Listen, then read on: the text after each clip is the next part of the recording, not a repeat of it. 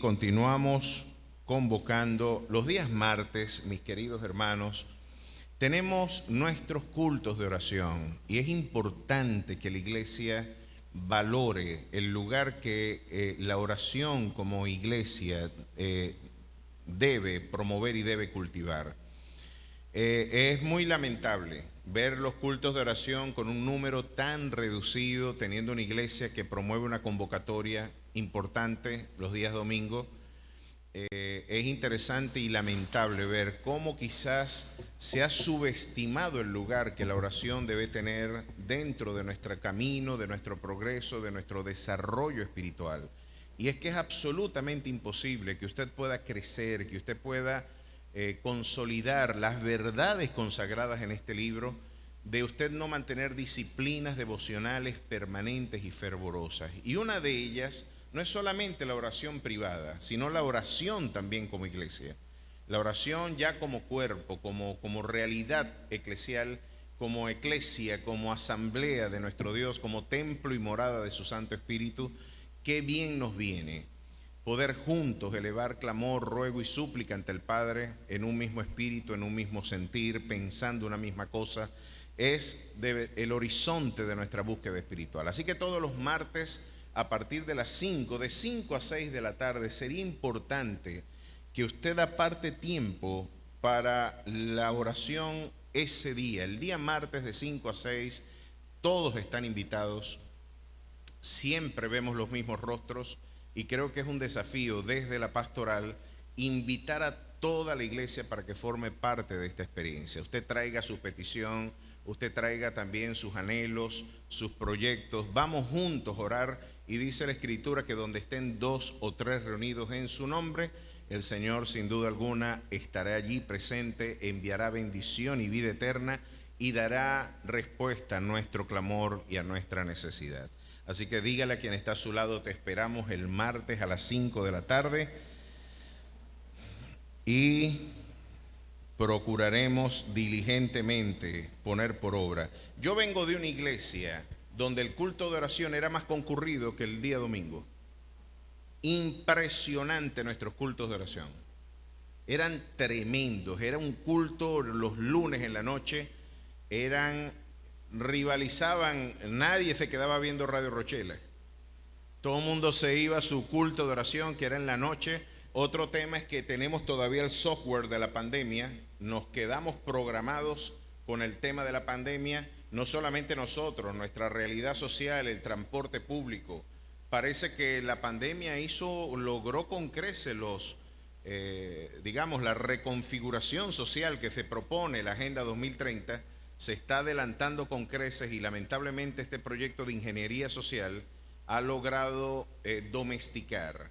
Nuestros cultos de noche se acabaron, nuestras celebraciones de Día del Amigo, muy poca convocatoria, sobre todo por el tema del transporte, y es muy lamentable. Tendría yo que vi en estos días un documental donde un pastor caminaba junto con su iglesia 2 horas y media para llegar al templo. Y hay comunidades africanas donde algunas tribus para poder congregarse caminan 2 días. Claro, los cultos son maratónicos. Después que usted camina 2 días no va a escuchar un sermón de 1 hora. Ellos quieren, y son sermones hasta el amanecer, y experiencias muy distintas a las que nuestra comodidad nos tiene acostumbrados. No nos sentimos, no queremos desafiar nuestra comodidad para promover la dimensión ética de nuestra responsabilidad ministerial. Yo creo que podemos diversificar, despertar, no conformarnos a los patrones y criterios de nuestra cultura y empezar a desafiar algunas de estas ideas que pueden poner menoscabo a nuestro esfuerzo de alcance misionero y de nuestro alcance también evangelístico en nuestra ciudad. Esperemos en el Señor que así sea. Bueno, vamos a estar abriendo ahora sí nuestras Biblias en el libro de los Hechos y continuamos con nuestro tema. Ya estábamos hablando sobre algunos ensayos de Pablo y su incursión en los 3 ejes fundamentales de la configuración de la cultura de Occidente. Pudimos ver la presencia de Pablo en Grecia, como la presencia paulina, nada más y nada menos que en la Atenas, que vino a tener el pico de mayor esplendor en el siglo IV antes de nuestra era, cuando no solamente Alejandro Magno promovió lo que nosotros entendimos fue el proyecto de globalización más exitoso que ha conocido la historia. Para el año 333, Alejandro Magno era prácticamente dueño del mundo europeo, de toda la cuenca mediterránea, y prácticamente hasta el río Indo estuvieron las incursiones militares, al punto de que sus 4 generales, Ptolomeo, Lisímaco, Casandro, Ptolomeo, Lisímaco, Casandro, recordaré ya su otro nombre, Seleuco, es correcto, Seleuco, del bando de los seleucitas. Seleuco, de alguna forma, habían ya puesto reparos, bueno, ya vamos a tomar ocupación de lo que ya con tanto esfuerzo militar hemos conquistado, pero no ha conocido la historia un proyecto de globalización más eficiente que el que adelantó Alejandro Magno para el siglo IV antes de Cristo, que se conoció como el proyecto de helenización. La promoción de los valores de la cultura helénica griega como criterios del horizonte cultural del mundo occidental. Ese proyecto de globalización cultural fue exitosísimo, hasta el punto que todavía hoy tenemos aspectos del pensamiento aristotélico articulados en nuestra experiencia cultural. Si usted escucha, por ejemplo, expresiones como esta, todos los extremos son malos. ¿Ha escuchado usted eso? Todo en exceso es malo. Todos los extremos son malos. Y es que para el pensamiento griego, el equilibrio, la armonía, y los que han estudiado arte recordarán que el clasicismo y el periodo clásico de la historia del arte demostraba que había una preocupación desmedida por la armonía. Las estatuas griegas, y fue el énfasis que el Renacimiento luego impulsa con el retorno a los orígenes clásicos del pensamiento occidental. Ustedes pueden ver a Miguel Ángel y la armonicidad perfecta de ese David, que es un referente de la escultura de Occidente. Ese énfasis por la medida, la simetría, todo tiene que tener cosméticamente organizado, porque de hecho para los griegos el universo es cosmos. Y cuando usted explora la expresión cosmos, de donde viene cosmético, esa idea de armonicidad, de querer agregarle valor estético a una realidad a través de los recursos del ornato, de la pintura, de todas esas cosas para transformar un rostro poco armónico en algo bien armónico. Ese es el énfasis estético de la concepción helénica. Y cuando usted observa, por ejemplo, que todos los extremos son malos, usted lo que está repitiendo es el planteamiento que Aristóteles en su Ética de Nicómaco había articulado como criterio de la virtud. Aristóteles había dicho en su Ética, recuerden que Alejandro Magno fue discípulo de Aristóteles, y gran parte de estos criterios se universalizan. Y Aristóteles decía que la virtud es el término medio entre dos extremos viciosos. Todo lo que esté desproporcionado, o muy grande, muy pequeño, o desproporcionado en algún sentido, no es virtuoso. La virtud es el equilibrio, y la expresión griega era el mesotes, el equilibrio entre dos extremos viciosos. Esa concepción todavía nosotros la tenemos. La concepción de la belleza como armonía también la tiene Occidente. Armonicidad. Hoy los criterios modernos exaltan la condición de lo feo, lo bizarro, como condición, elevarlo pues a una estatura estética, lo feo. Pero la concepción clásica era de armonía, de equilibrio. Y ustedes pueden ver que toda nuestra cultura se ha nutrido de esas fuentes. Es interesante observar que el Evangelio llegó precisamente al núcleo de ese debate,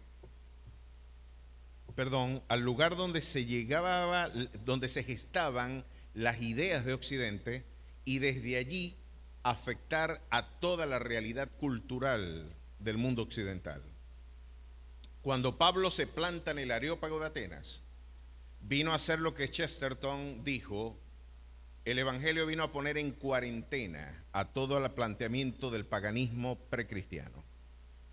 El cristianismo vino a silenciar y a hacer la respuesta concluyente y definitiva a la búsqueda del hombre, y veremos cómo en poco menos de 3 siglos la conquista cultural fue inevitable. Y hoy tenemos una cultura occidental que está en abierta decadencia porque precisamente Occidente ha olvidado los orígenes de su esplendor y de su auténtica identidad espiritual y cultural. Pero el cristianismo habló a la cultura. Y esto tiene que hablarle a la iglesia de hoy.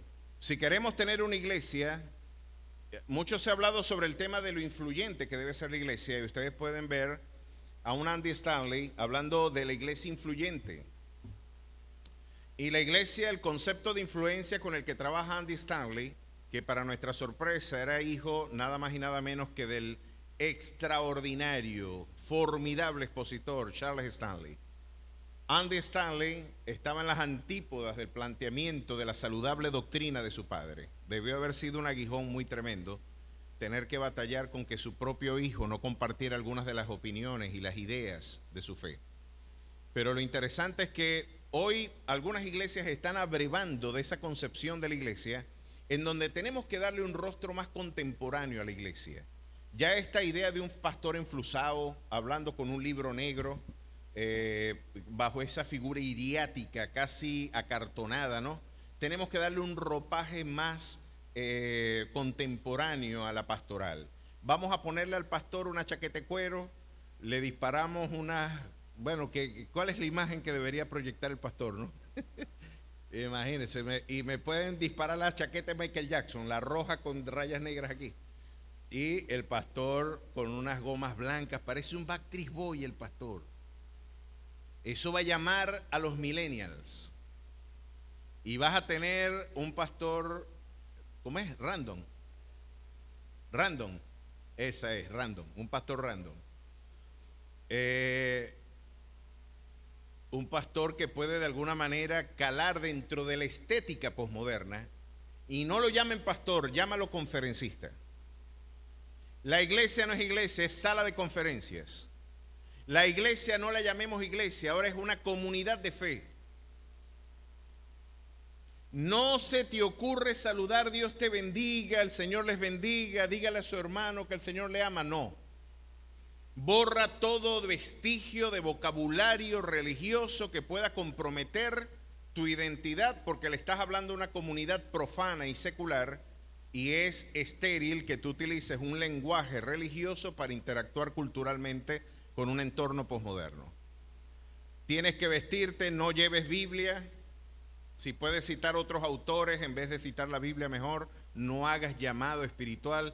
Y bueno, y termina, si usted sigue quitando cosas, se termina convirtiendo el expositor, la iglesia y el esfuerzo misionero en un esfuerzo de autoayuda que no se distancia nada de lo que ustedes pueden ver por Instagram y los esfuerzos de algunos promotores de la autoayuda contemporánea. Ese es el paradigma de lo que se supone debería ser el cristianismo influyente. Pero yo creo que eso sucede por la desnutrición de una auténtica lectura bíblica. Siempre que la iglesia privilegia la lectura de la cultura por encima de la evidencia bíblica, usted se desvía. Si usted le da más crédito a Aristóteles, a Platón, le da más crédito a algunos exponentes elocuentes de la autoayuda contemporánea y usted empieza a ver en ellos el modelo a seguir, la iglesia pierde su rumbo. Usted puede explorar, examinar todo y quedarse con lo bueno, es la orden bíblica. Pero quizás la imagen más extraordinaria de cómo debe ser nuestro diálogo intercultural nos la brindó precisamente un pagano, en este caso Mahatma Gandhi. Mahatma Gandhi decía: yo puedo permitir que los vientos de afuera entren por mi casa, puedo abrir las ventanas, puedo permitir que los vientos de afuera entren para yo poder palparlos. Lo que no puedo permitir es que los vientos de afuera me desarraiguen de mi hogar. Y Pablo dio un testimonio impecable de lo que debe ser el diálogo misionero con una cultura diversa, exótica. Algo que era tan diverso, él de origen judío, hablando de una comunidad pagana en Atenas, en el Cerro de Marte, del Atenas del siglo I de nuestra era, donde epicúreos y estoicos, que sería el equivalente a gente de la nueva era y ateos, estaban escuchando la exposición del Evangelio de parte del apóstol de los gentiles. Se fundó una comunidad porque el Dionisio el Areopagita, el que presidía el recinto del Areópago, se convirtió. Dámaris, una mujer quizás de renombre dentro de la comunidad, y algunos con ellos creyeron, así que sí quedó un testimonio de conversión. Algo que ha descalificado a la iglesia por muchos siglos. Yo lamento que grandes expositores de nuestra fe hayan subestimado el tránsito misionero de Pablo por Atenas. Y esto es algo que Francis Schaeffer nos ha advertido. No subestimemos la influencia que el Evangelio tiene que tener en los sectores culturales. No subestimemos lo que el Areópago contemporáneo hoy está demandando razón de nuestra esperanza, porque eso fue lo que hicieron con Pablo. Ven y háblanos. Parece que es predicador de nuevos dioses. Y a pesar de que quizás el interés de ellos era el esnovismo académico, aún el esnovismo académico de hoy debería ser una extraordinaria ocasión para usted presentar un testimonio de su fe. Por no hacer presencia en la academia por ya casi 2 siglos, la iglesia perdió su impacto cultural significativo en la sociedad.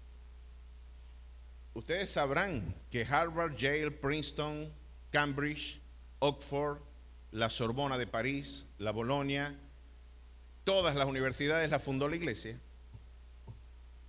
Se los he dicho muchas veces. Ahora, ¿por qué no tenemos presencia de teóricos cristianos hoy articulando la investigación social, la investigación científica? Porque la iglesia empezó a pensar en el siglo XIX, esto no es algo viejo, en el siglo XIX empezaron algunos con propensión fideísta a decir de que la ciencia y la fe eran enemigas. No podemos hacer ciencia y fe al mismo tiempo porque la ciencia es atea. Esa concepción de la ciencia traduce una profunda ignorancia de lo que la ciencia es. Porque si este libro no se equivoca, el Dios del átomo es el Dios de los cielos y de la tierra. Es el alfa y es el omega. Es el Señor de mi vida. Es el Señor de la iglesia. El Señor de la iglesia es el Dios del átomo también. Si Él es el creador, Él dejó la impronta de su racionalidad allí. Ahora, Pablo, en ese mismo contexto, y esto se los digo a los jóvenes universitarios, para que no se sientan intimidados cuando en la academia, tuvimos una academia en los años 60 en adelante, sobre todo con la pandilla de sodomitas que estaban haciendo vida académica en el Mayo francés, Simone de Beauvoir, Michel Foucault, Jean-Paul Sartre, Jacques Derrida, y esa pandilla de sodomitas, y tenemos que decir que en los Estados Unidos esa pandilla de marihuaneros, porque eso era lo que eran, una pandilla de narcotizados que salieron del Vietnam todos trastornados, que vivían el amor libre, fueron los que luego conquistaron los espacios de la academia americana. Los evangélicos se retiraron. Eso no nos interesa. Nos vamos a meter dentro de la iglesia y nuestra experiencia es litúrgica, no cultural. Se apartó la iglesia, y ¿a quién le sorprende hoy que para hacer usted un doctorado ahora tenga que citar a Foucault, a Heidegger, tenga que citar usted a Jean-Paul Sartre o a la Simone de Beauvoir, a los sodomitas que frente al diario Le Monde en París en el año 76 pidió la comunidad intelectual de Occidente que despenalizaran la pedofilia en el año 76. Y son los teóricos que los cristianos emplean y tenemos que emplear, porque la academia a veces de abierta no tiene nada. A veces muchas mentes estrechas por burocracias educativas no permiten la libertad académica que debería ser el espíritu propio del quehacer universitario. No, si no está Heidegger aquí, Miren lo terrible de esta realidad de nosotros no haber asistido al desafío del Areópago. Mis queridos hermanos, los seminarios de hoy, bíblicos, les están enseñando a los nuevos pastores que el Antiguo Testamento, no chico, esto es el agregado mítico del folclore hebreo, este pedazo de la Biblia, de aquí hasta acá, esto no es como dice el Evangelio, no, eso no lo escribió Moisés, eso lo escribió una comunidad, la comunidad posexílica. ¿Te acuerdas de aquellos que se habían llevado expatriados para Babilonia? Ellos cuando volvieron se trajeron un poco de cuentos populares y de experiencias que vinieron a aglutinar la unidad nacional con un conjunto de cuentos moralizantes que le vinieron a enseñar a la comunidad un sentido de identidad nacional. Jonás no fue real, según ellos. Jonás es un cuento de la comunidad posexílica. Daniel no hizo profecía, hizo vaticinia post eventum. Moisés no escribió el Pentateuco. Fueron 4 fuentes narrativas, la yavista, la eloísta, la deuteronómica, la sacerdotal. 4 fuentes narrativas redactaron el Pentateuco. Entonces le enseñan en el seminario la desmitologización de la fe, y usted cuando le dicen, vamos a desmitologizar la fe, vamos a quitarle todos los destellos sobrenaturales, usted se queda con esta Biblia. Esta es la Biblia desmitologizada. Vamos a ponerla en la cámara para que la vean. Esta es la Biblia desmitologizada de los eventos sobrenaturales, de los aspectos que no forman parte del folclore cristiano. Usted se queda con las 2 tapas negras. Porque desde Génesis hasta Apocalipsis hay un Dios que de forma sobrenatural intervino en la historia. A su nombre sea la gloria. Ese Dios está hablando y no está silente. Y en esos mismos seminarios le dicen, ya está bueno de exégesis gramatical histórica. Una aproximación objetiva al documento es imposible. Tú no has leído a Heidegger, no has leído a Gadamer. No te has dado cuenta de que estás recluido en el cautiverio preconceptual y que es imposible una aproximación objetiva al documento. La Biblia no quiere decir lo que ella dice, dice lo que tú quieres que diga. Esa es la academia sin el testimonio misionero de la iglesia. Y le están preguntando a Heidegger, que por cierto era miembro del partido nazi, le están diciendo a un nazi cómo un evangélico tiene que interpretar la Biblia. Un nazi dando cursos de hermenéutica, de su hermenéutica filosófica, que no voy a negar el valor académico que tiene el análisis fenomenológico de la existencia de Heidegger, pero tampoco voy a comprar un conjunto de ideas que tarde o temprano tendré yo que elegir si soy cristiano o soy heideggeriano. Ni conocen a Heidegger, ni conocen el cristianismo. Es necesario ir al Areópago y dar la batalla. Es necesario ese destino misionero. Ahora Pablo fue a Jerusalén, náguara, casi nada. Y en Jerusalén ahora está con otro drama y otra realidad cultural muy distinta. En aquel contexto estaban los que críticos culturales, los que desafían los valores de nuestra fe, se burlaron de Pablo, de hecho. Cuando escucharon a Pablo, cuando habló de la resurrección, dije, ya te oiremos a ti en otra ocasión. Ya estas estupideces, eso sí no se lo creo. Pero Pablo, no tengo que repetir ese sermón, dejó en una cápsula la perspectiva integral de la cosmovisión cristiana.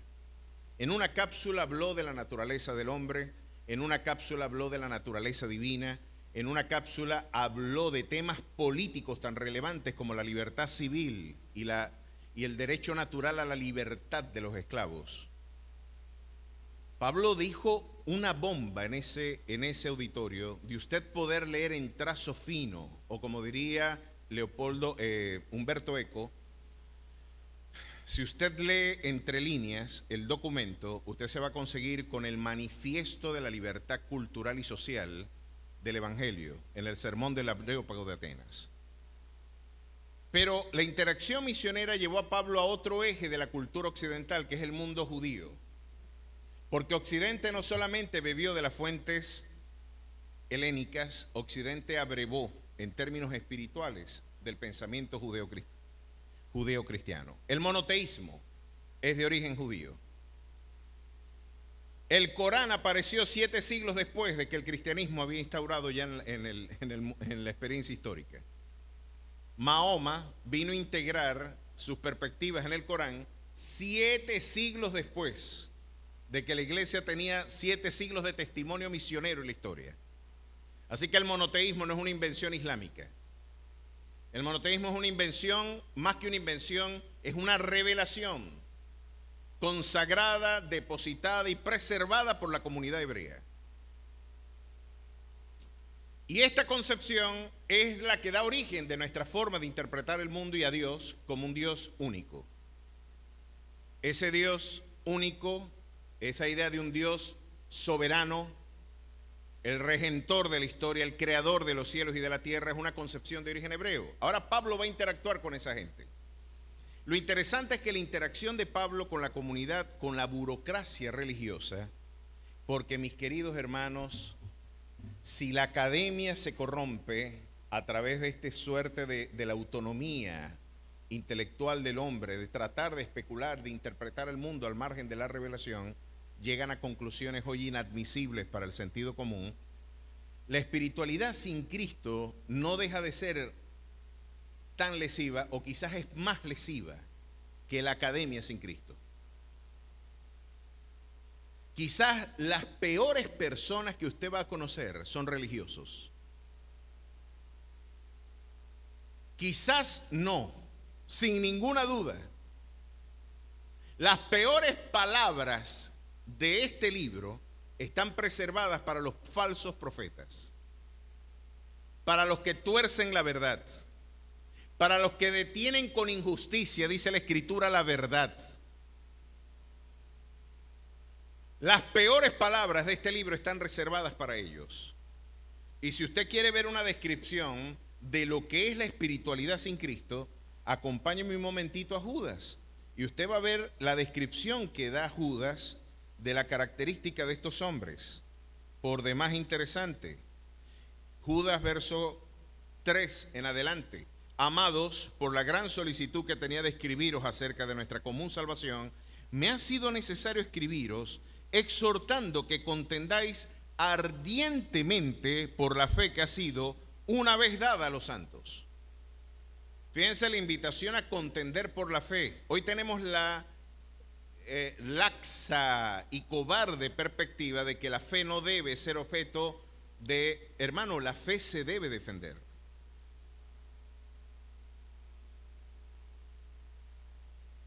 Si usted por politiquería, por no entrar en conflicto, porque usted está más preocupada de la visión romántica de la realidad que de la visión de la libertad que involucra la verdad, personas que podemos, por razones de cobardía social, comprometer aún nuestra libertad con tal de quedar bien con la gente, estaría torciendo el espíritu de la convocatoria, de la exhortación que Judas está haciendo en esta epístola. Debemos contender ardientemente por la fe.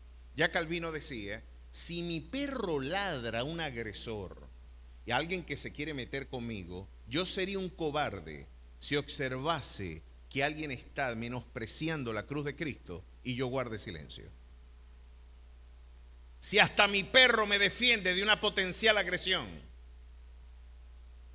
quizás mi perro está dando un mejor testimonio de lealtad, de valentía, de compromiso, de fidelidad que el que yo he brindado por razones de lo políticamente correcto, de quedar bien con todo el mundo. Hermanos, no hay unidad sin verdad. No se trata de yo abrazar como hoy Francisco abraza a un budista, a un hinduista, a un judío, a un ortodoxo, no. Y decir que todos somos hermanos. Si el Islam es verdad, el cristianismo es falso. Porque el Islam dice que todo aquel que afirme que Jesús, el Hijo de María, es Dios, es un maldito. Yo digo que Jesús es Dios. Ellos dicen que yo soy un maldito. Eso lo dice el libro de Sura. La Sura 4 en una de sus aleyas. Es el equivalente a nuestros versículos. Jesús, el Hijo de María, si usted dice que es Dios, usted es un maldito. ¿Puede ser un islámico, mi hermano? A todos los que creyeron en su nombre, fue que les dio la potestad de ser llamados hijos de Dios. A su nombre sea la gloria. No negocie con la verdad. Mire, con todo el amor que tengo por el pueblo judío, todo el amor que tengo, y creo que está más que justificado bíblicamente, porque el Señor dijo, mira, si hasta los tigres pueden perder su apariencia, si la madre se olvida de su hijo, yo con todo eso no me olvidaré de ti, le dijo el Señor a Israel. Ahorita Israel ha despertado muchas antipatías. Hay mucha hipocresía progresista detrás de esto, ¿no? Porque los únicos que no tienen derecho a defenderse son los judíos.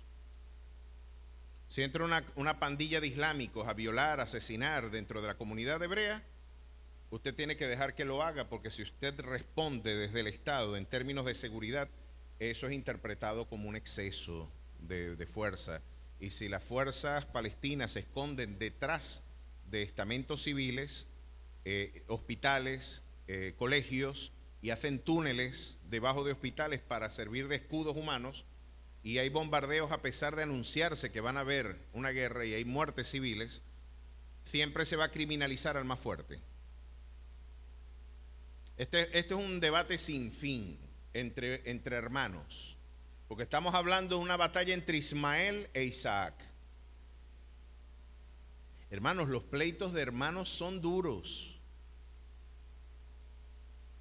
Tenemos una guerra fratricida.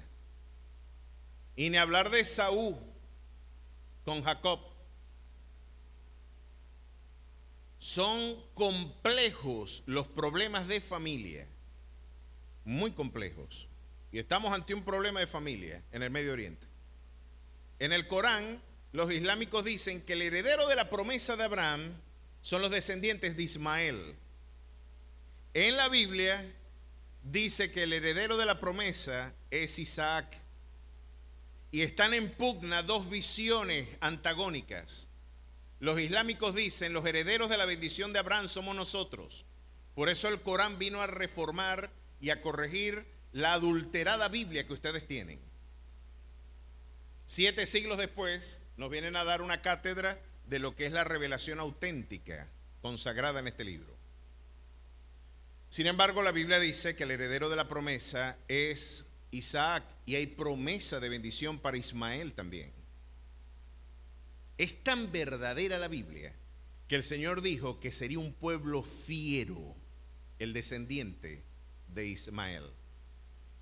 ¿Quién puede negar que es un pueblo fiero, un pueblo combativo, el pueblo también islámico? La comunidad árabe, porque no es el mundo islámico. No confunda Islam con árabe, porque hay persas, iraníes, que son también islámicos, chiíes.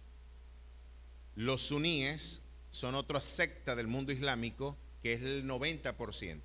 Pero Siria e Irán, enemigos jurados de Israel, no tienen la misma ascendencia de la comunidad, por ejemplo, de la península arábica. Este es otro tema que después lo hablaremos. Pero lo interesante de esto es que la espiritualidad cristiana es y debe ser coherente. El fundamento de nuestra libertad espiritual es la verdad. Y conoceréis la verdad, y la verdad os hará libres. Si usted negocia con la verdad, a los jóvenes de acá, yo les quisiera preguntar algo. ¿Ustedes creen que la verdad es un patrimonio objetivo y universal? ¿O cada cabeza es un mundo? El hermano allá tiene tanta razón. Él dice, fíjense esto, esta es la noción de unidad con la que los evangélicos queremos trabajar. Aquel hermano dice que yo decreto y yo recibo. El pastor dice, si Dios quiere, yo recibiré. No si yo quiero, si Dios quiere. Estas dos perspectivas, una de las dos es falsa. Las dos no pueden ser verdaderas. Otro pastor dice que mis aflicciones son el producto de maldiciones generacionales, que yo estoy padeciendo. A ti te duele la costilla, que por cierto, me duele todo, no solamente la costilla. En estos días no me podía ni peinar del dolor de hombro. Yo decía, no he llegado a los 50 y ya estoy esbaratado. No logro entender. He estado investigando, explorando a nivel cervical. Parece que la lectura, tener el cuello así afecta a la columna. Parece que es mejor ponerse un saco de cemento en la cabeza y trabajar con 2 sacos de cemento en la cabeza que estar con el cuello doblado así todo el día. Parece que es mejor, es mejor. A lo mejor los médicos me corregirán, pero eso es lo que he investigado. Lo cierto es que me dolía todo y les voy a dar un chance. Esto lo podemos editar y lo ponemos entre paréntesis. Me puse a leer cómo hace Cristiano Ronaldo y estos atletas de élite para recuperarse de los procesos inflamatorios y de los procesos, hermano, y se meten en unas tinas con hielo. Unas tinas con hielo. Y Usain Bolt, Cristiano Ronaldo, ustedes ven a los atletas élites, después de un entrenamiento, de un juego, van y se tiran en una piscina con hielo. Hay un físico-culturista, Sebum, Chris Bonster, que es un 5 veces Mr. Olympia, que después de los entrenamientos se mete dentro de hielo. Y yo le quité al tío Luis la pipa que tenía aquí. Me la llené de agua y le tiré 4 sacos de hielo. Hermano, al otro día yo estaba nuevecito, muchacho. Se los recomiendo, en serio. Se me quitó todo. Hoy me voy a tirar otro baño de eso. Puedo levantar los brazos. No podía hacer esto, créanme. Se los vendo al costo porque además de pastor tengo que cuidar por su salud también. Todos los achaques, miren, yo tengo dificultad para dormir y a las 11 de la noche me dio sueño. Tenía como 2, 3 años que no me daba sueño a esa hora. Es como si me hubieran reseteado. Y si usted empieza a escuchar los beneficios de eso, la consulta son unos $20. No se preocupe que después nos vemos. Pero les recomiendo, en serio, me fue muy bien con ese tema. Pero ahora volviendo al tema de la seriedad, tenemos una perspectiva del Evangelio en donde la coherencia es el fundamento. Y alguien podría decir, a usted le duele la columna, es porque seguramente su tatarabuelo había cometido algunos pecados y usted tiene el dolor de columna por las sinvergüenzuras del abuelo. ¿Y yo qué culpa tengo de lo que el viejo hizo? No, pastor, pero la Biblia dice que tú visitarás la maldad, ¿verdad?, de los hombres hasta la 3ª y 4ª generación de los que me aborrecen. Ese es el fundamento bíblico de las maldiciones generacionales. En la ley. Pero ahora en Cristo Jesús, toda maldición quedó rota, porque justificados pues por la fe, yo tengo paz para con Dios. Ninguna condenación hay para los que están en Cristo Jesús. A su nombre sea la gloria.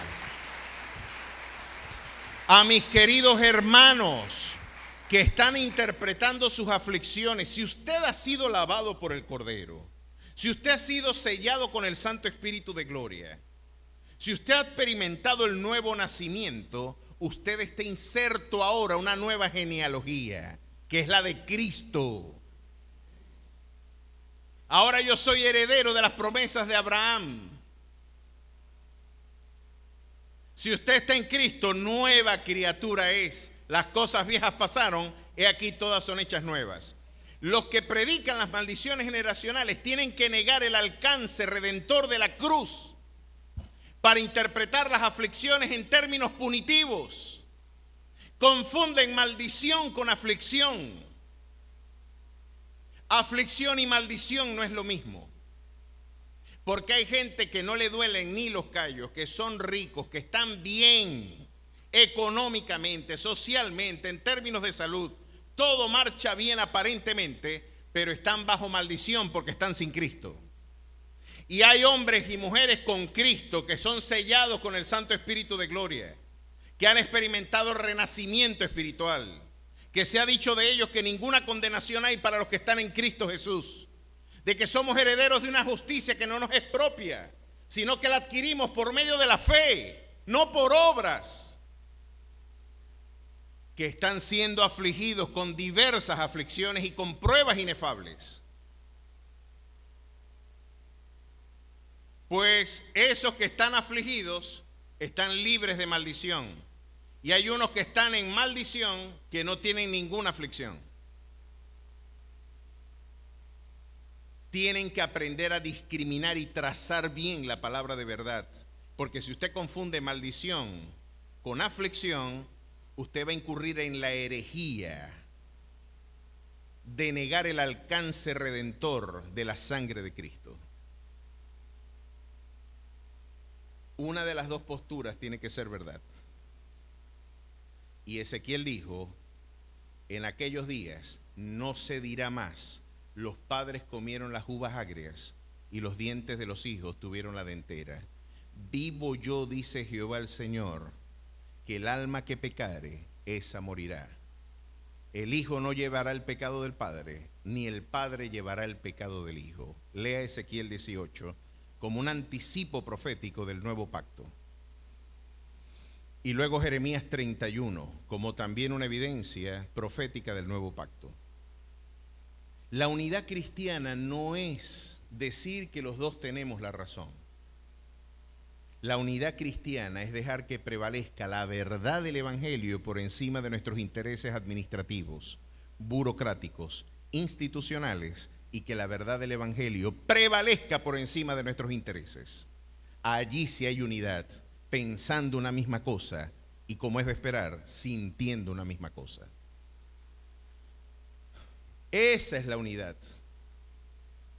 La otra es unidad burocrática, la que Pablo tiene que confrontar ahora, porque Judas nos recuerda que esta gente es peligrosa.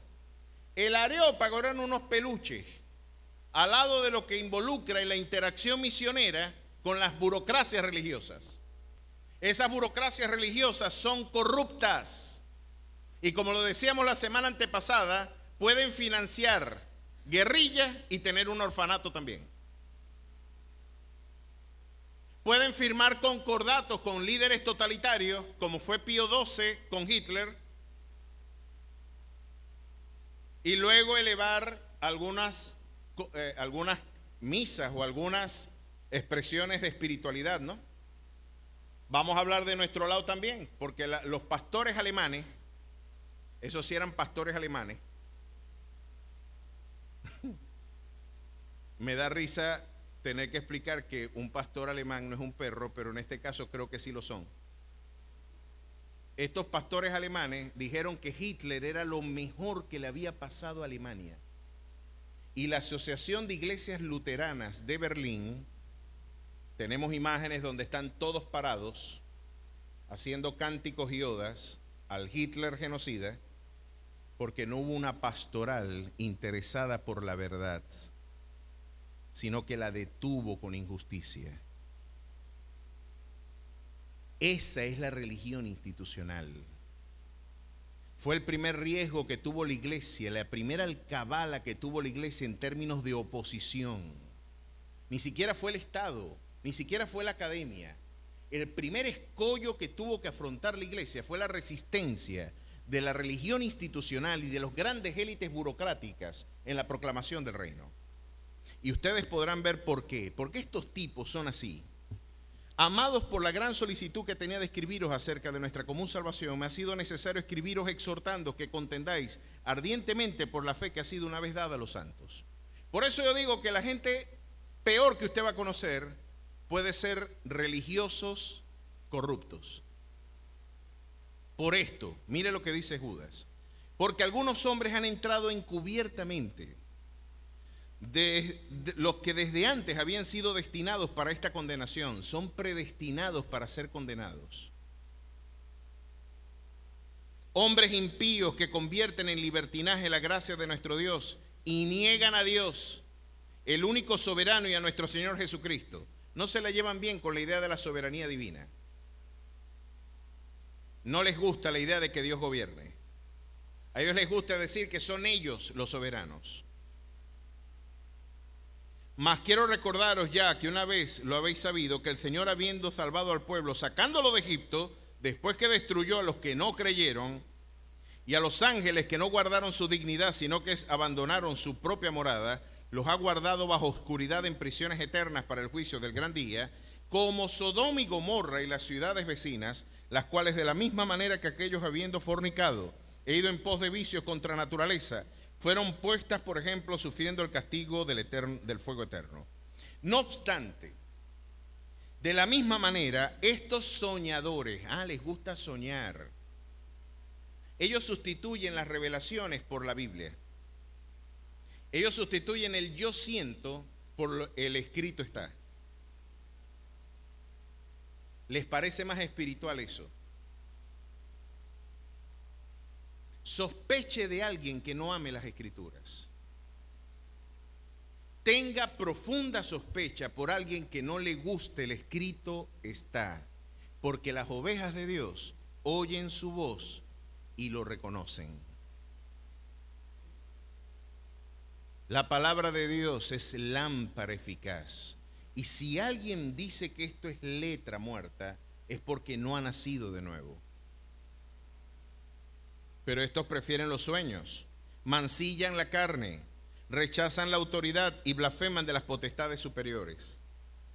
Pues cuando el arcángel Miguel contendía con el diablo, disputando con él por el cuerpo de Moisés, no se atrevió a proferir juicio de maldición contra él, sino que dijo: el Señor te reprenda. Pero estos blasfeman de cuantas cosas no conocen, y en las que por naturaleza conocen se corrompen como animales irracionales, tienen conductas irracionales. Es una espiritualidad que, a diferencia de Romanos 12, no es un culto racional, es un culto irracional. Ay de ellos, porque han seguido el camino de Caín. ¿Cuál fue el camino de Caín? Los celos, la envidia y el homicidio. Ya van a ver qué le pasó a Pablo. Y se lanzaron por lucro en el error de Balaam. ¿Cuál fue el error de Balaam? Le dijeron: ¿te querés ganar unos cobritos? Vamos a maldecir a Israel. Y él dijo: no me caerán mal estos cobritos con la limpieza que tengo. ¿A quién tengo que maldecir? Y Dios le dijo: ten cuidado, porque lo que yo diga es lo que tú vas a repetir. Y se le apareció e impidió, porque hasta la mula le abrió. Este tipo no pudo maldecir a Israel, pero amó el premio de la maldad y dijo: no, yo me tengo que ganar esos cobres. Yo no voy a pelar ese boche. ¿Cuándo yo voy a recibir los cobres que me está ofreciendo esta gente? ¿Y saben qué? Enseñó a fornicar al pueblo para que Dios trajese juicio sobre ellos.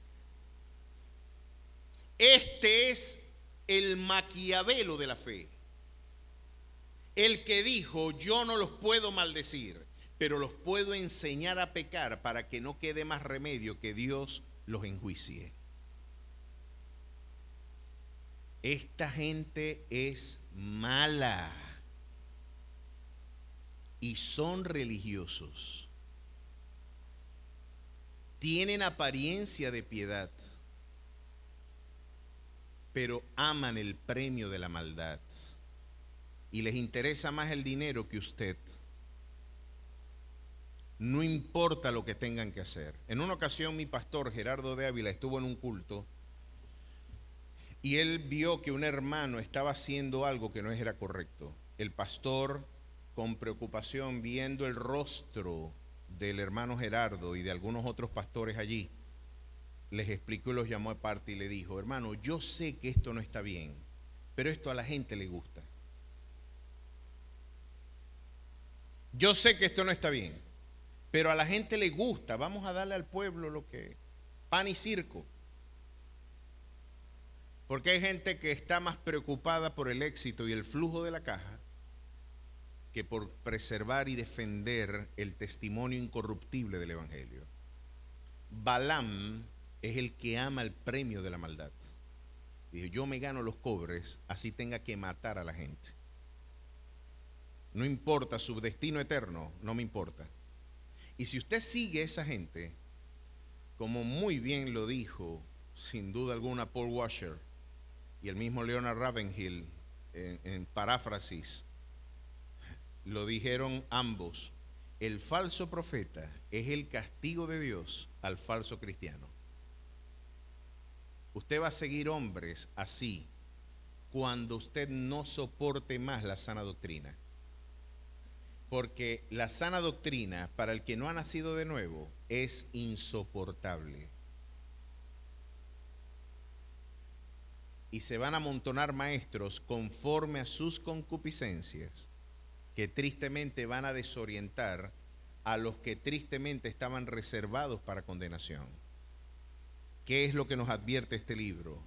Si las palabras de Dios te resultan onerosas, si el escrito te suena imposible de soportar, si la sana doctrina no la puedes tolerar, híncate y pídele a Dios docilidad espiritual. Híncate y pídele al Señor, Señor, necesito nacer de nuevo. No quiero ser presa de estos movimientos. Ellos aman el amor y siguen por lucro el error de Balaam y perecieron en la contradicción de Coré. Estos de la contradicción de Coré, estas élites burocráticas, también generan rebeliones dentro de su seno. Coré fue un príncipe del pueblo de Israel que empezó a decir, ¿acaso Dios nada más habló a través de Moisés? ¿No ha hablado también a través nuestro? ¿Hasta cuándo ya de este hombre, chicos? Vamos a reunirnos nosotros y vamos a hacer una nueva célula. Vamos a hacer una organización aparte. Vamos a esperar que Moisés, estos son los que les encanta de alguna manera generar divisiones, contrastar opiniones para dividir al pueblo. Coré es un tipo de una persona con muchísimas competencias de liderazgo, pero con poca humildad y docilidad espiritual, porque ciertamente los Coré son seductores. Los Coré son personas que se involucran dentro del seno de la iglesia y empiezan a decirle, y lo llama usted aparte, ¿escuchaste lo que dijo el pastor? Eso no es así. Yo no estoy diciendo que soy infalible, porque a lo mejor he dicho muchas cosas aquí que no son así. Mi oración es poder corregirlas. Mi oración es poder poner en perspectiva, porque pongo en riesgo no solamente mi vida, sino la de ustedes.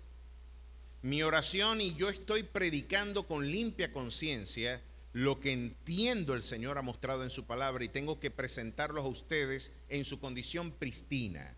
Mi compromiso es alimentar al pueblo con la verdad del Evangelio y con lo que está consagrado en este libro. Todos aquí lo saben. Pero, ¿cuál es la actitud que usted debe tener en caso de usted tener alguna desaveniencia conmigo o con algún otro líder de la iglesia o con cualquier hermano? ¿Cuál debe ser la actitud saludable? La actitud saludable es llamar aparte a tu hermano y exponer tu causa ante él. ¿No lo dijo el Señor en el Evangelio? Y si no te escucha, hazlo ante dos testigos. Y si no te escucha ante dos testigos, ahí sí lo puedes hacer entre la congregación. Y si no escucha a la congregación, tenlo por gentil y publicano. Coré es el sujeto que en lugar de manifestar sus desavenencias, porque sabe que no lo respalda la verdad, necesita generar divisiones, y esas divisiones, en desafío a la autoridad instituida por Dios, vienen a lesionar tristemente al cuerpo de Cristo. Pero cuando salen de nosotros, nos decía Juan otra pista, es porque no eran de nosotros. Y luego Pablo explica con mayor rigor, es necesario que haya división entre vosotros para saber quiénes en realidad están aprobados. Así que los Coré se llevan a los corecitos también. Y como dijo mi pastor en una ocasión, favor nos hacen, porque dejan la iglesia limpiecita de aquellos que no aman la palabra del Señor, sino que, ilustrados en sus sueños, en sus arranques místicos, quieren darle a sus revelaciones un estatus superior al que tiene la revelación divina. son hombres corruptos, cuídese de ellos. Y fue con los que Pablo ahora tuvo que pelear. Hechos 23. Y vimos que Pablo vino a conversar con ellos. Ustedes vieron que a Pablo en el Areópago lo golpearon. A Pablo lo golpearon en el Areópago, los que leyeron el texto. A Pablo se burlaron de él al final cuando habló de la resurrección, pero tuvieron un gesto de cortesía. Lo escucharon con agrado. Los religiosos no te dejan ni hablar. No, está mucho en juego si se demuestra bíblicamente que estás equivocado. No te podemos dar lugar. Esto no es un tema de reflexión, de debate. Aquí no podemos darle chance a que un tipo ilustrado en la Biblia venga a traer luces, porque compromete nuestro sistema de poder. No lo dejes hablar. Y Pablo fue llevado ante las autoridades religiosas en el capítulo 23, verso 1. Entonces Pablo, mirando fijamente a los del concilio, dijo: varones hermanos, yo en toda buena conciencia he vivido delante de Dios hasta el día de hoy. El sumo sacerdote Ananías ordena entonces a los que estaban junto a él que le golpeasen en la boca. Y a Pablo empieza a sufrir violencia física. Mis queridos hermanos, cuánta violencia en nombre del Evangelio se ha promovido en la historia.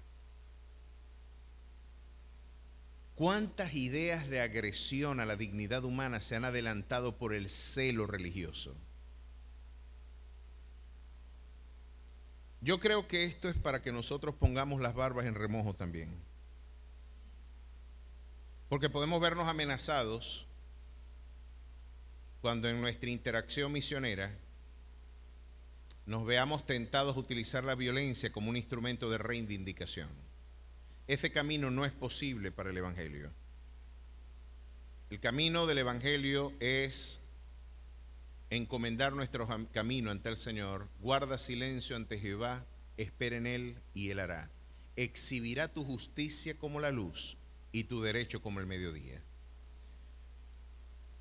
No quiero repetir el sermón anterior, pero podemos recordar que Pablo, utilizando quizás un ardid retórico interesante, porque se han tenido tres hipótesis de lo que Pablo hace luego a continuación.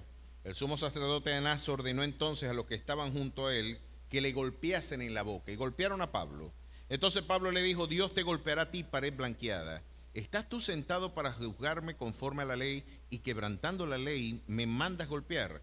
Los que estaban presentes dijeron: al sumo sacerdote de Dios injuria. Y Pablo dijo: no sabía, hermano, que era el sumo sacerdote. Y hay tres hipótesis para interpretar por qué Pablo no sabía que era el sumo sacerdote, algo que parece inverosímil para un hombre que aventajaba con creces a sus contemporáneos, un hombre tan adelantado y tan quizás tan lúcido en términos de interpretación de la realidad como era Pablo.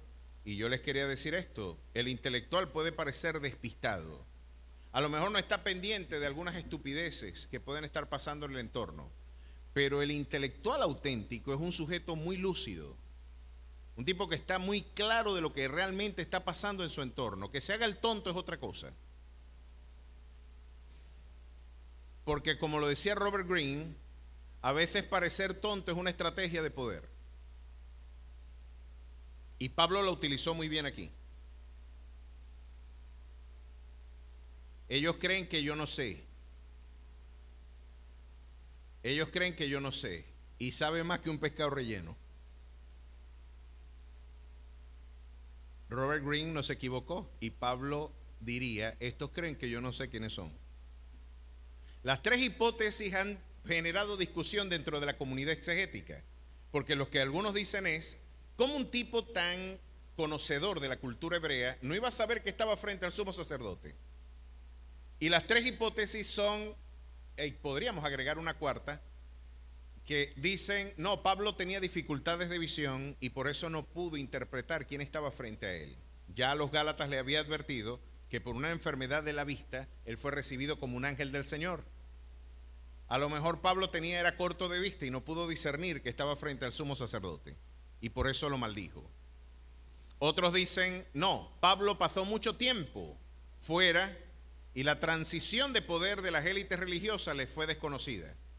No estaba en la era de la aldea global de Marshall McLuhan, no tenía Instagram, no tenía Facebook, no tenía Twitter y no tenía todos pues los elementos de las redes sociales, y no se enteró que hubo un cambio en el liderazgo espiritual de Israel. Y a lo mejor lo vio y no se dio cuenta que era sumo sacerdote. La tercera o otra posible era que no tenía los atavios sacerdotales, algo que es poco probable, sobre todo por hacer en una audiencia pública y por estar ante autoridades civiles también. Pero la otra cuarta es la que a mí mayor satisfacción me da, y es que Pablo estaba siendo sarcástico e irónico. Y Pablo como diciendo, no, yo sí sé quién es, yo me estoy haciendo el loco. Lo que pasa es que el tipo no parece ser quien dice ser. Usted, debiendo cumplir la ley para protegerme, utilizando la misma ley, violenta mi derecho. Y cuando usted estudia a Flavio Josefo, este Ananías fue un sujeto corruptísimo. Y lo va a demostrar Lucas adelante, porque este tipo era homicida. Era el sumo sacerdote y financiaba élites también violentas y homicidas dentro del mismo pueblo. Se da cuenta que la religión institucional puede financiar antípodas, paradojas, un pastor con un, mafioso, un líder espiritual mafioso. Sí, señor. Nosotros no hemos entendido todavía que el Señor nos advirtió que vendrían lobos rapaces y que nuestra interacción con algunas burocracias religiosas tienen profundos riesgos. Hay intereses políticos. Hermanos, es importante y es saludable entender que muchas organizaciones responden a intereses de Estado más que a principios bíblicos. El Vaticano es un Estado. El Vaticano responde más a intereses de un Estado que a las razones mismas de una iglesia. Si no, pregunten por qué hoy, en este caso, Francisco está permitiendo la bendición de parejas homosexuales. ¿Saben por qué? Porque la Agenda 2030 instituyó la ideología de género como uno de sus dogmas. Y como el Vaticano depende de la interacción financiera que tiene con el Estado, necesariamente el Estado hay que inflarlo, porque mientras más Estado, mayores recursos para la iglesia. Si tenemos que matrimoniar gay, los matrimoniamos y te resemantizamos toda la cultura occidental, pero nuestros intereses económicos y políticos están por encima de nuestro deber ético de proclamar el Evangelio y decirle al mundo que los que se echan con varones y los afeminados no tendrán parte en el reino de los cielos. Pero si es necesario negociar este principio para garantizar privilegios, vamos a bendecir parejas homosexuales. Entonces salen los defensores y apologistas de la Iglesia Católica. No significa que vamos a bendecir, y empiezan a explicar y aclarando oscurecen. Porque quieren que digan, no es lo que ustedes están pensando, sino que ustedes están malinterpretando lo que dijimos, porque cuando digo, no dije digo, sino que dije Diego. Y están tratando de ver qué vuelta le dan para que dos sodomitas puedan recibir bendición en el altar. Pues la Escritura dice claramente que la ira de Dios se manifiesta claramente contra aquellos que detienen injustamente la verdad. Y no podemos invocar bendición sobre un acto de desobediencia. Que el Señor reprenda al diablo, y la gracia y la misericordia, la valentía, el poder sigan estando de parte de aquellos que quieren proteger a la familia y proteger la integridad del Evangelio. Mis queridos hermanos, estamos en tiempos difíciles, pero este Ananías, ¿ustedes creen que estas cosas que yo digo no tienen un costo político? Oren mucho por mí, pero hay que decirlas. Hay que decirlas. Porque si no, la sangre va a ser sobre mí Yo tengo que elegir con quién pelear. Con Satanás, sus huestes y sus ministros, o pelear con Dios, porque yo digo, por cobardía no puedo decir esto. Yo prefiero pelear con este mundo y con sus huestes, porque mayor es el que está en mí que el que en el mundo está. A su nombre sea la gloria. Pablo le pudo decir, no sabía que usted era el sumo sacerdote, disculpe, yo no sabía que usted era cristiano. Como los cristianos no golpean gente, yo pensé que usted era otra cosa, disculpe, no sabía que usted era sumo sacerdote. Disculpe, los cristianos no le pagan a homicidas para que maten a otra gente. Disculpe, yo no sabía que usted era cristiano. Yo creía que los cristianos no hacían eso. Y esto duele en el tuétano, ¿no? Porque recuerde que todos estos sistemas totalitarios se montan sobre un discurso de apariencias. Usted le quita, por supuesto, el rostro de reivindicación social a algunos líderes totalitarios y se les cae todo el edificio de la legitimación del poder. El discurso es algo fundamental para la preservación del poder, diría Gramsci, y ni hablar de Foucault. Cómo el discurso articula una racionalidad para la legitimación del poder. Si usted quita el edificio del episteme del poder, esa legitimidad se viene abajo del edificio. Y Pablo lo que está haciendo es eso. Le tumbó el castillo en naipes a la apariencia de piedad del sumo sacerdote, con su sarcasmo, con su ironía. Yo no sabía que tú eras el sumo sacerdote. Es imposible concluirlo si tú no lo dices. Tu conducta va en desmérito de tu predicación. Eres homicida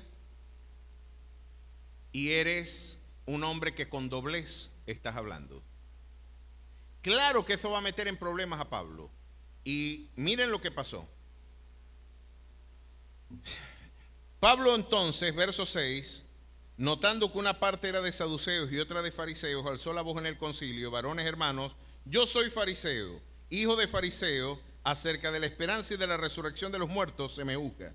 Cuando dijo esto, se produjo disensión entre los fariseos y los saduceos y la asamblea se dividió. A mí me sorprende decir, ojalá que usted no me malinterprete con lo que yo voy a decir ahorita. Pero Pablo sabía ser versátil, y si usted lee ese libro de Robert Greene, Las 48 leyes del poder, si usted lee El príncipe de Maquiavelo, si usted lee discursos a Tito Livio, luego el Leviatán de Thomas Hobbes y algunas tesis vinculadas pues al edificio del poder, usted se puede dar cuenta que Pablo aquí, Dios mío, era un tipo súper versátil y sagaz. Este no era un tonto. ¿Saben lo que Maquiavelo decía citando al profeta Zacarías? Y era el pastor y se dispersarán las ovejas. ¿Qué decía Maquiavelo? Divide y vencerás. Y Pablo, viendo el auditorio, por eso yo les dije hace una semana, 2 semanas atrás, que yo no me tomaba el cuento de que era por problemas de visión, porque Pablo se dio cuenta, este es saduceo, este es fariseo, este es saduceo, este es fariseo. Sí podía ver. Y viendo que dentro del recinto habían los 2 sectores en irreductible debate doctrinal, Pablo dijo: les voy a soltar esta bomba para que ustedes vean lo que va a pasar. Yo, por razón de la resurrección, tengo estas cadenas. Y los fariseos dijeron: pero nosotros creemos en eso. Y los saduceos dicen: nosotros no. Y empezaron a pelear entre ellos los enemigos, y Pablo, viéndolos, qué sagacidad la de Pablo. Este tipo estaba en una guerra espiritual y sabía pelearla bien. Estaba en una batalla cultural y espiritual y sabía pelear bien. Estaba bien ejercitado para el debate. Y miren cómo sacó provecho de la controversia, porque en verdad él predicaba la resurrección. Se dio cuenta que podía encontrar complicidad aún con sus enemigos. Eso polarizó los enemigos de su vida, los que le querían dar muerte. Porque qué privilegio, hermano, que los mismos que mataron a Jesús querían matar a Pablo. Tengo buenas noticias para usted. Si el mundo a usted le aborrece, siéntase gozoso y bienaventurado. Bienaventurados sois cuando por mi causa vituperien y digan toda suerte de mal mintiendo contra vosotros. Bienaventurados sois porque el glorioso Espíritu de Dios mora en vuestras vidas. Qué lujo, qué privilegio, qué honor que los que aborrecieron a mi Señor, a mí también me aborrecen. Y los que aman a mi Señor, a mí también me aman. No espere afectos distintos. Si no aman al Señor, no espere amor de ellos. Y tenga la cara de piedra de Ezequiel, que esto es una de las imágenes más poderosas. La capacidad, la fortaleza de carácter de aguantar golpes. Había un boxeador panameño que le decían Mano de Piedra Durán. Me puse a ver algunas de las peleas de Mano de Piedra y la verdad es que tenía mano de piedra. Chacho, tenía una pegada impresionante, Durán. Pero en el caso de Ezequiel, él diría, yo no necesito manos de piedra, yo lo que necesito es una cara de piedra. Me pueden dar golpes y yo aguanto. Porque quizás el mejor boxeador, presidente de nuestra asociación de gorilas lomo plateado, Sylvester Stallone, en uno de sus discursos decía, lo más importante no es de alguna manera si ganas un combate, es cuánto puedes resistir y poder levantarte. El Señor le dijo a Ezequiel, yo te he dado un rostro como de pedernal. Quizás se mofen de ti, quizás te hagan daño, te quieran lesionar con descrédito, con calumnias, con palabras lesivas, con actitudes lesivas, pero te voy a dar un rostro que puedas resistir el combate y tengas la fortaleza para brindar testimonio de valentía y de firmeza en medio de la contrariada experiencia que tú vivas. Pídale al Señor tener una roca de pedernal también.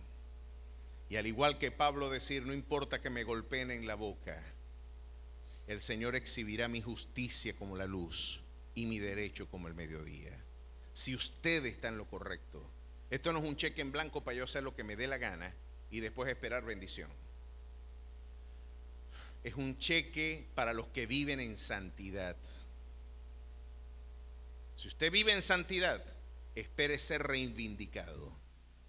Y a pesar del poder y de la habilidad de los poderosos para torcer tu derecho, si usted hace lo que de Dios espera de usted, qué sagacidad la de Pablo. Los puso a pelear entre ellos, yo me imagino riéndose por dentro, diciendo, ve cómo los tenemos. Porque la sabiduría es más eficaz que la fuerza para la guerra, decía Salomón. No hay un músculo más poderoso que el cerebro.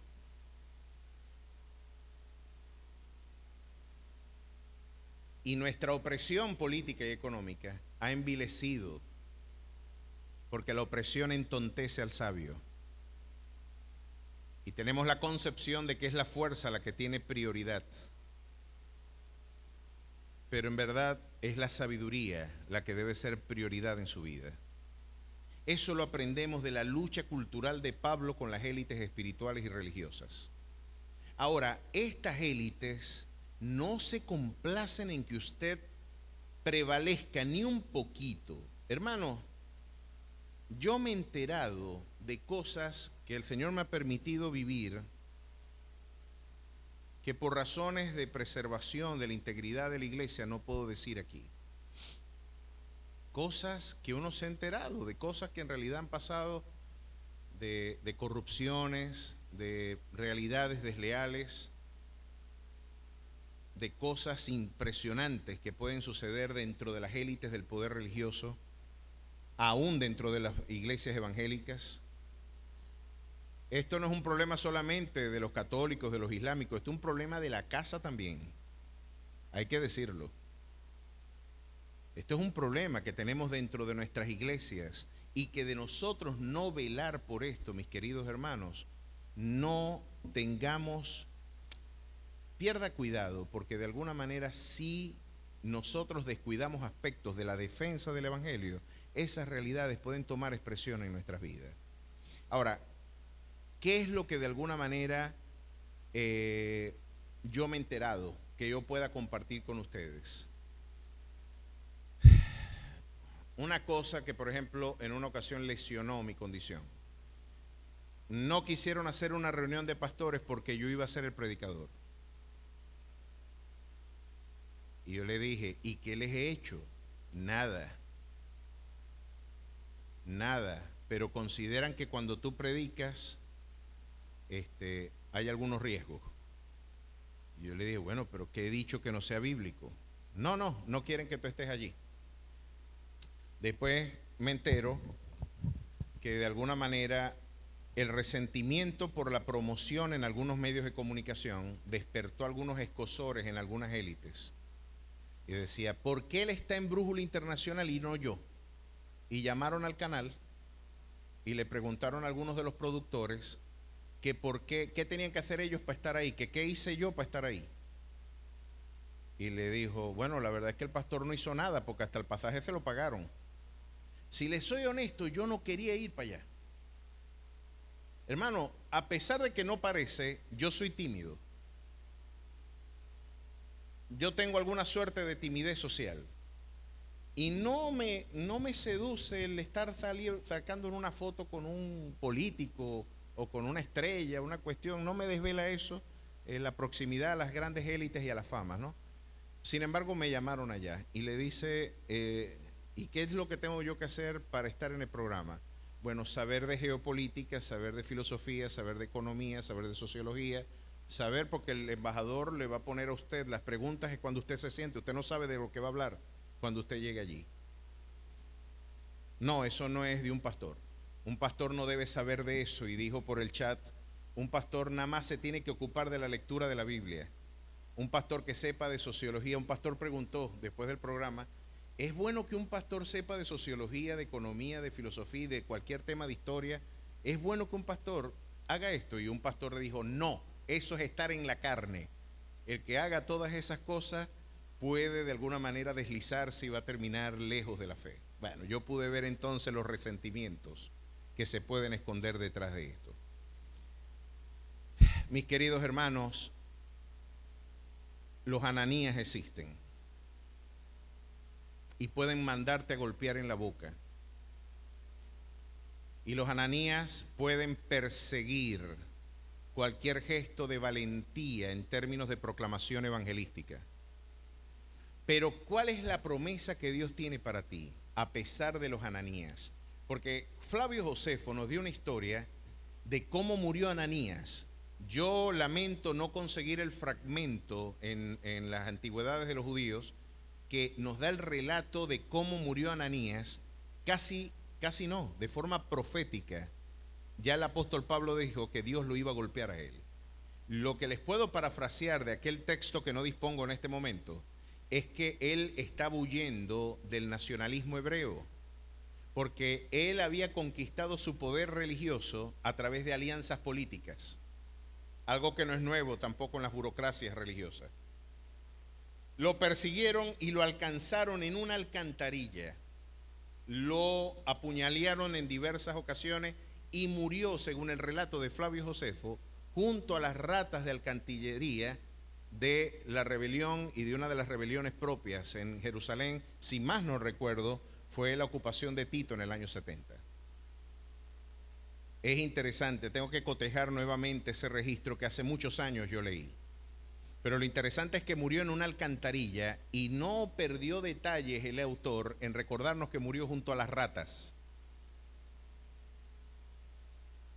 Qué mal negocio es meterse con la iglesia de Cristo.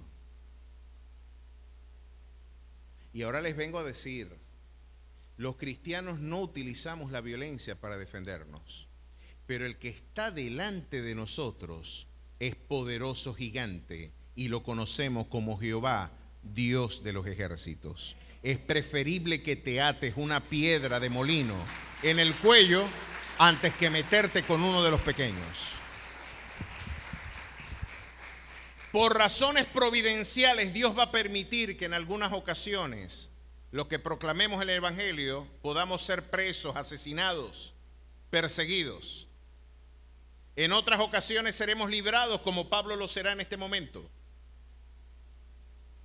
Lo que nunca va a dejar de pasar es que puedan palpar con sus propias manos la ira de Dios sobre sus vidas. Herodes murió comido por propios gusanos. Ananías se murió en las alcantarillas junto a las ratas. Hasta los malandros saben que no se deben meter con la iglesia. Muchos delincuentes son más reverentes que algunos que pretenden desafiar al Dios de esta casa.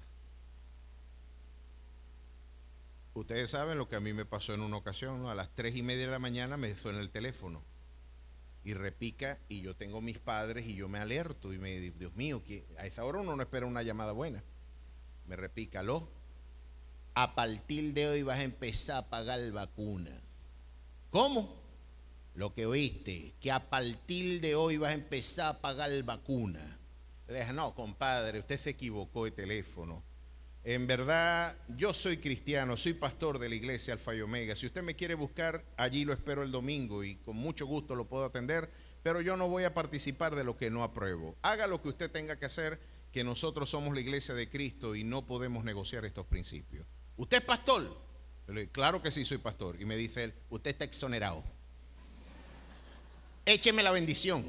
Y yo, Dios te bendiga, hermano, pero no puedes invocar bendición sobre un acto de desobediencia. No puedo bendecirte, por más que yo te bendiga, Dios no te puede bendecir si tú sigues en tu delito.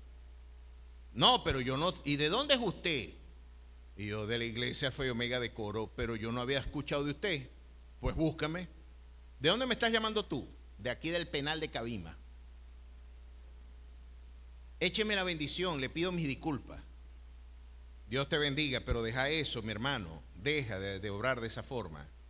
Hasta los presos tienen más reverencia por el Señor. ¿Yo quién soy? Nadie. Yo no tengo forma de defenderme, pero Dios sí tiene forma de defender a su pueblo. A su nombre sea la gloria. Qué bueno. Esta gente se puso brava y dijeron, chico, este Pablo nos puso a pelear entre nosotros y no nos dimos cuenta. Se le salvó la vida, lo metieron otra vez en la cárcel y se salió con la suya. Miren lo que dijeron, vamos a hacer un complot. Ahora sí lo vamos a matar. Nosotros vamos a decir que nos venga a aclarar otra vez el tema, le vamos a hacer una pregunta y más de 40 fundamentalistas radicales dijeron hacer voto de no probar comida ni bebida hasta no darle muerte a Pablo. Y dijeron, hasta que no lo matemos no comemos. Se metieron en un ayuno de homicidio. Y dijeron, no vamos a probar bocado hasta que no le demos muerte a Pablo. Usted se puede imaginar que le digan, chico, te están esperando más de 40 tipos en Coro para matarte. Si estás en los 3 platos hay 5. Si te vas para la Coro La Vela hay 6. Si te vas para las velitas hay 7 esperándote. Si te vas para allá, para la Josefa Camejo hay 10. Si te vas para la sierra, para allá para Caujarao hay 15 esperándote. ¿Cómo te vas a escapar? No tenés manera de salvarte. Y es más, ya lo tenemos aquí. Vamos a llamarlo, que nos lo traigan acá y que exponga su causa, que diga lo que tiene que compadecer, y cuando esté hablando con nosotros, ustedes le saltan encima y lo matan. Eso lo estaba planificando los sumos sacerdotes, las grandes élites religiosas, estaban planificando la muerte de Pablo. No se equivocó el Señor cuando dijo que esa gente habían asesinado a los profetas y asesinaron al Mesías también. Bueno, entonces, ¿qué pasó? ¿Lo mataron? No. El sobrino de Pablo escuchó, porque usted va a ser inmortal hasta que el propósito de Dios se cumpla en su vida, mi querido hermano. Y mire, usted podrá sufrir accidentes, pero nunca morirá accidentalmente. Dios tiene el control aún de la gripe que le dio la semana pasada, de las moléculas de oxígeno que están entrando en sus alvéolos pulmonares. del hierro que está en su hemoglobina. El Señor tiene el control perfecto de cada aspecto de su ser. Aún los cabellos de su cabeza están contados. Y lo que Pablo viene a decir, le dijo el sobrino: te quieren matar cuando salgas. Le dijo: anda y le dices esto, y ándate al tribuno y habla de lo que me espera. Se lo dijeron, y Pablo, el preso, ahora le dan el tratamiento de un rey. Y miren lo que le pasó a Pablo. Venido al día, verso 12, algunos de los judíos tramaron en complot y se juramentaron bajo maldición, diciendo que no comerían ni beberían hasta que hubiesen dado muerte a Pablo. Eran más de 40 los que habían hecho esta conjuración. Miren lo que dice en el verso 21. Pero tú no les creas, porque más de 40 hombres de ellos le acechan, los cuales se han juramentado bajo maldición a no comer ni beber hasta que le hayan dado muerte, y ahora están listos esperando su promesa. Entonces el tribuno despidió al joven, mandándole a que nadie dijese lo que había dado aviso de esto. Y llamando a 2 centuriones, mandó que preparasen para la hora tercera de la noche 200 soldados. Pusieron 3 custodios por cada homicida. Más 5 soldados por cada fundamentalista que querían matar a Pablo. Y miren qué más le pusieron a Pablo. Y se preparasen cabalgaduras en que, poniendo a Pablo, le llevasen a salvo a Félix. Lo montaron en un caballo como a un príncipe. Y escribió una carta en estos términos: Claudio Lisias, al excelentísimo gobernador Félix, salud. A este hombre aprehendido por los judíos que han hecho matar, lo libré yo acudiendo con la tropa, habiendo sabido que era ciudadano romano. Y queriendo saber la causa de por qué le acusaban, le llevé al concilio de ellos. Y hallé que le acusaban por cuestiones de la ley de ellos, pero de ninguna manera tenía digno de muerte o de prisión. Pero al ser avisado de acechanzas que los judíos habían tendido contra este hombre, al punto que le he enviado a ti, intimando también a los acusadores que traten delante de ti lo que tengan contra él, pásalo bien. Y los soldados, tomando a Pablo, como les ordenó, le llevaron de noche a Antípatris. Y al día siguiente, dejando los jinetes que fuesen con él, volvieron a la fortaleza. Cuando aquellos llegaron a Cesarea y dijeron la carta al gobernador, presentaron también a Pablo delante de él.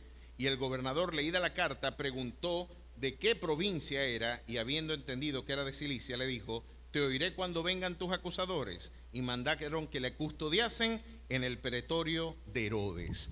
Ahora Pablo, sin haber pedido nada, estaba dando testimonio rumbo a Roma, a la capital política del mundo. ¿Saben qué es lo maravilloso de esta historia? Que los impíos no saben que cuando nos quieren hacer daño, en realidad nos están promoviendo. Lo que no se han dado cuenta es lo que Isaías nos dijo: mis queridos hermanos, el poder de los poderosos está en la mano de Dios. El que te quiera hacer daño lo puede hacer es solo si Dios lo permite en su providencia. Porque miren lo que dice interesantemente el profeta Isaías en el capítulo 33, verso 1. Ay de ti que saqueas y nunca fuiste saqueado, que haces deslealtad bien contra ti, que nadie contra ti la hizo. Cuando acabes de saquear, serás tú saqueado, y cuando acabes de hacer deslealtad, se hará contra ti. A los poderosos y a los que violentan el derecho, como iglesia también tenemos algo que predicarles. No erréis, Dios no puede ser burlado. Todo lo que el hombre sembrare, eso también va a segar. ¿Usted cree que deslealmente usted obrará sin consecuencias?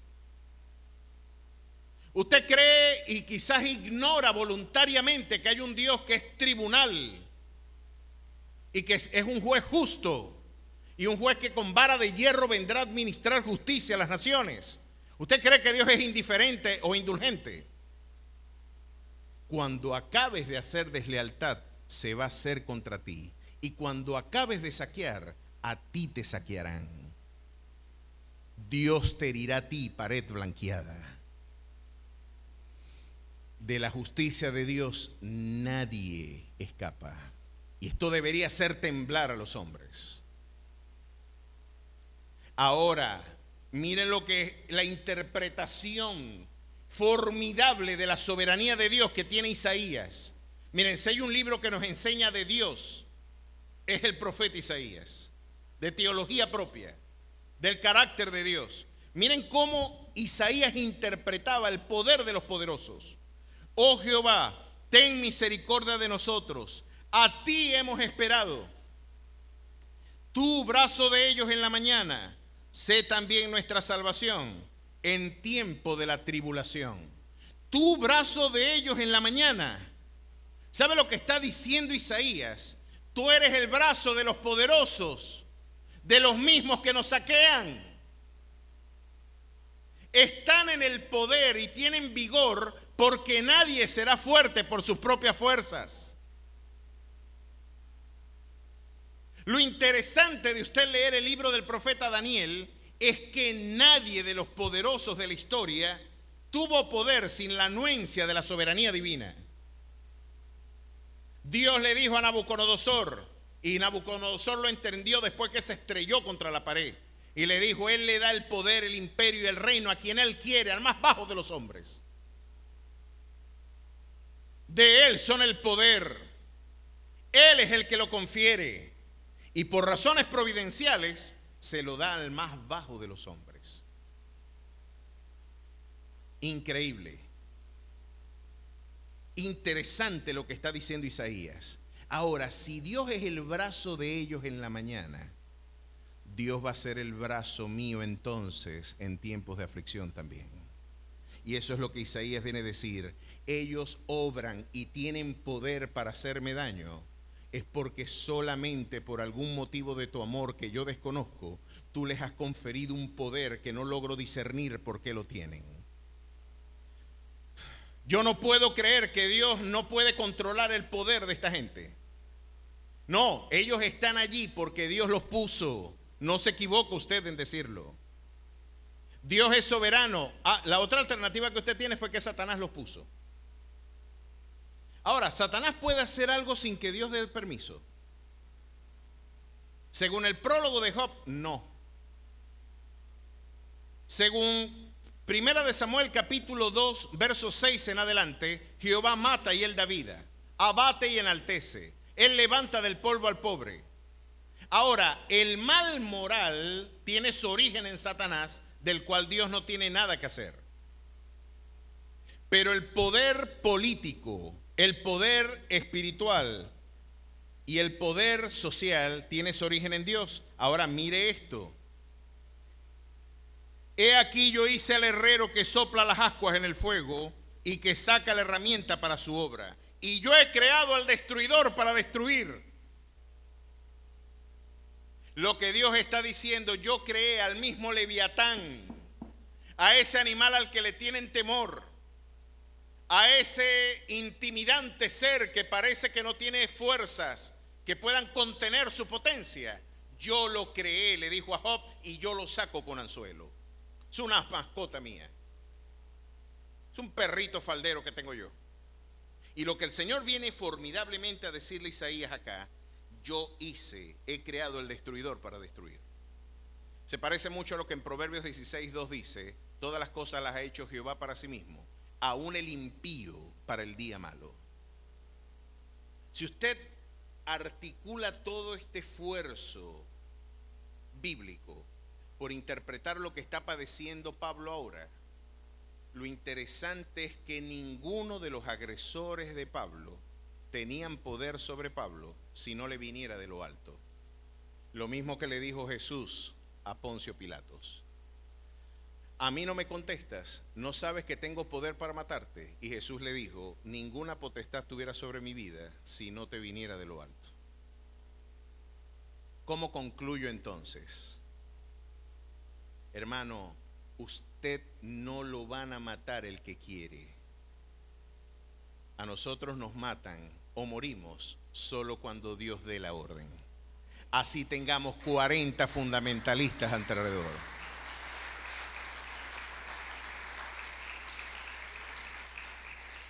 Si Dios creó el destruidor para destruir, Él puede decir: ningún arma forjada contra ti prosperará. y condenarás toda lengua que se levante contra ti en juicio. Esta es la herencia de los siervos de Jehová y su salvación de mí vendrá, dijo Jehová. Y en el 51, con esto cierro y vamos invitando a los músicos. El Señor nos recuerda a los que padecen violencia. Yo soy vuestro consolador. ¿Quién eres tú para que tengas temor del hombre que es mortal y del Hijo del hombre que es como heno? Y ya te has olvidado de Jehová tu hacedor, que extendió los cielos y fundó la tierra, y todo el día temiste continuamente del furor del que aflige, cuando se disponía para destruir. Pero ¿en dónde está el furor del que aflige? Isaías 31, 12 y 13. El Señor pregunta de manera retórica a tus temores. El Señor pregunta de manera retórica: ¿dónde está la habilidad y el poder de los que te pueden hacer daño? ¿Dónde está el origen de su poder? Si yo fui el que creé al destruidor para destruir, si yo soy el que digo que ninguna arma forjada contra ti prosperará, las saetas de los que te quieren hacer daño se van a devolver contra ellos, y las horcas de Amán serán para ellos mismos. Yo soy el alfa y yo soy el omega. Yo soy el principio y yo soy el fin. Yo soy el que era, el que es y el que ha de venir. Yo soy el Dios todopoderoso. A su nombre sea la gloria.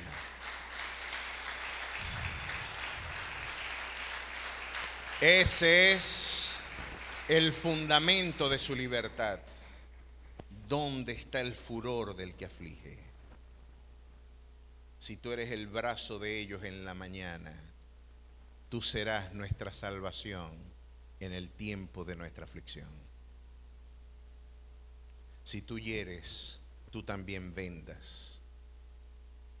Lo único que consiguieron los fundamentalistas, los burócratas, los pastores de maletín, lo único que consiguieron poniendo en descrédito a Pablo es que le pusieron un viaje en primera clase en un caballo imperial con el apóstol. Ahora este apóstol sí tiene guardaespaldas, con 200 guardaespaldas, con caballeriza. ¿Usted se imagina la pompa con la que el modesto apóstol Pablo, el que no quería gloria ni quería esplendor, ahora el Señor le va a dar un poquito de lo que probó José en un momento y le dijo: mira, qué buen trato le están dando a un preso.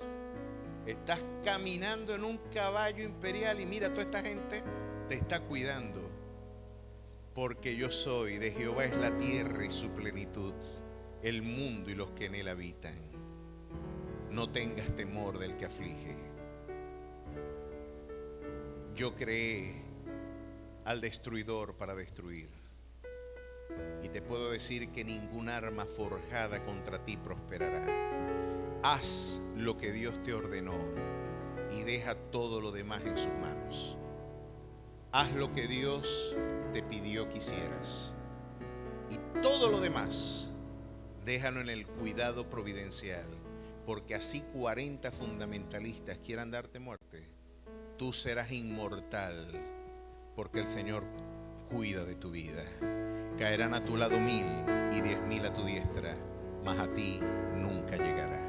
Póngase de pie, celebre, glorifique y exalta al que vive y reina por los siglos de los siglos, al único que puede darle victoria, protección, cuidado, provisión. El Dios que se ríe de aquello que nosotros tememos, el Dios que saca al leviatán con anzuelo.